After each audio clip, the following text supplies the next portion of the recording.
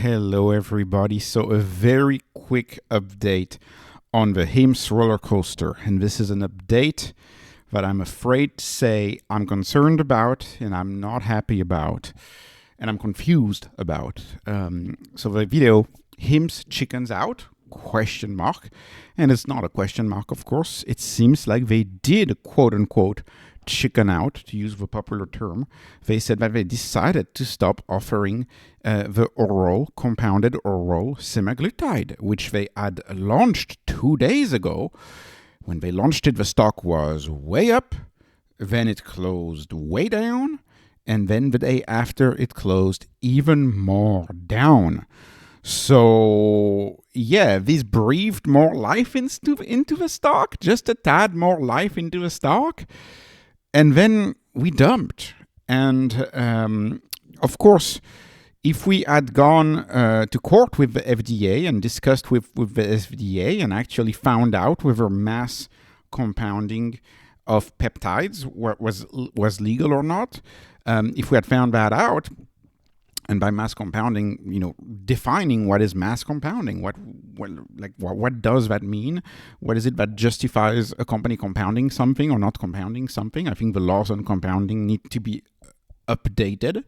HIMSS was the ideal company to pick that fight or that conversation. I don't know if it would have been a fight or a conversation, surely opposing parties, but it would have been very helpful to actually find out what's allowed in compounded drugs and what's not allowed in compounded drugs. And it seems like we did all of this for nothing, because we're not going to find out now, because since they stopped the pill, maybe the FDA is not going to go after them anymore, right? Maybe that's part of the conversation we've had. Okay, don't go after us if we stop the pill. And they're like, okay, we'll stop the compounded pill. And then the FDA is like, okay, we'll take it easy on you. I have no idea what type of phone calls has gone in the background, but that looks weird. That looks a little unprofessional to me. It's just me, right? But it looks a little odd to me that you would make this announcement and remove it 2 days before, especially for your customers. What are the customers going to think? What about the people who ordered and then stopped ordering? Because this was trending on TikTok. This was trending on social when they launched that stuff. A lot of customers were pretty happy about that. So I'm really confused. And as you know, the GLP-1s of this stock, I've been upset for a while with GLP-1s because the market has traded this stock only on GLP-1s. And me, whenever I talk about this company, I talk about the long-term potential of the company, about how they're disrupting the mom-and-pop doctor, about how innovative it is to have the doctor visit and the medication put together, about how they're going after pharmacy and disrupting pharmacy. I talk about them about the long, long run. And so I wish they had spent all of this energy, because they probably spent a lot of energy developing that copycat oral GLP-1. I wish they had spent this energy promoting and working on testosterone. Okay, they did good on labs. I'm happy about that. But I still don't see anything for primary care. I wish they had that. I still don't see anything for diabetes. I wish they had that. I still don't see anything for insomnia. I wish they had that. Cancer tests. They did something really good with cancer tests. So they have so much good things going on. And for them to not only spend a lot of their focus on GLP-1s, but also, one step forward, 2 steps back on GLP-1s, it seems. The flip-flopping on GLP-1s is not welcome. I don't like it as an investor, right? I wish they had kept pushing over weight loss solutions for which there is no gray zone, like generic liraglutide. They have liraglutide. Liraglutide is all off patent. They can sell as much liraglutide as they want. Liraglutide is a GLP-1. Why wouldn't they, double down on metformin bupropion mix pills? That again, very old, established chemical compounds, been around for a long time. You're not, there's no company out there who's unhappy that you're infringing on their patents or anything like that. And especially, I would have been happy to have an answer on compounding, right? I mean, compounding is technically allowed, but the big question is, where do you pause? Like, what is it that constitutes mass compounding? these compounding laws were created at a time when the scale of a company like Hims, like of a pharmacy, let's call Hims a pharmacy, the scale of a pharmacy like Hims was not a thing where compounding laws were set into place. And so the big question is, and I think that would have been for a court of law to decide whether compounding at the scale of Hims is okay or not.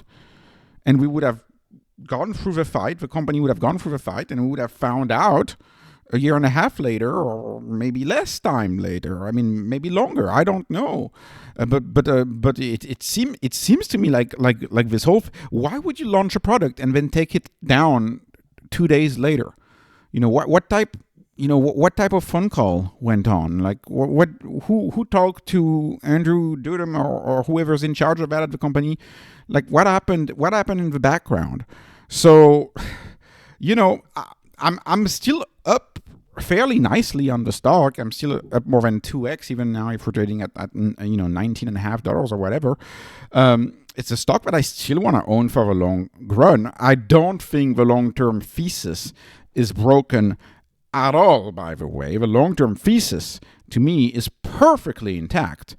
But the short-term volatility could get worse because of this. I think this is going to concern a lot of investors. This confuses and concerns me a little bit. Why did we do this? We should have done nothing. If this is the end result, why did we do it? That makes no sense. Like we should just have stayed off chart, like off the path. Like we shouldn't have done that. Like we were either gonna get the FDA to tell us what mass compounding is and is not, what is allowed, what is not allowed, where's the limit, clear guidelines.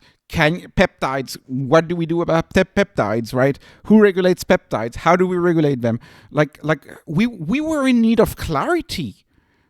And it seems like we got a bunch of a downside in the stock price. We're not going to get the extra sales because now they're removing the product. So I'm even imagining the sales they had, they have to cancel them. So we're not getting extra sales, and we're not getting clarity on GLP-1s.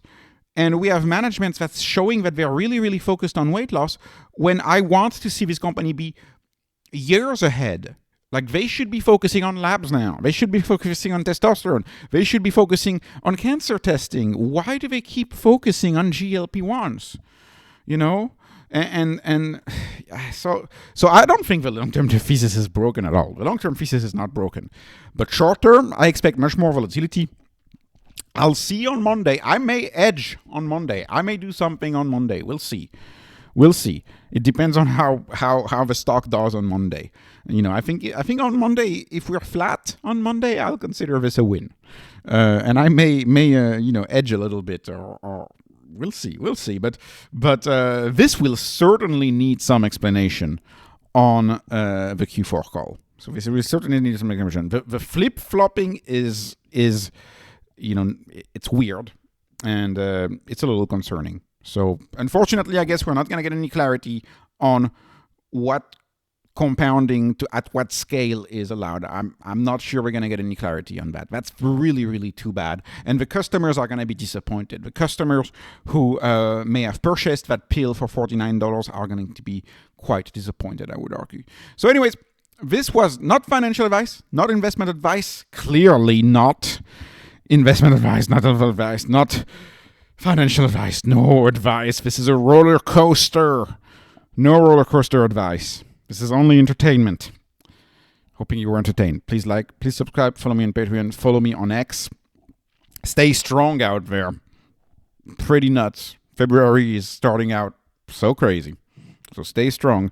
Thank you for watching and have a wonderful day.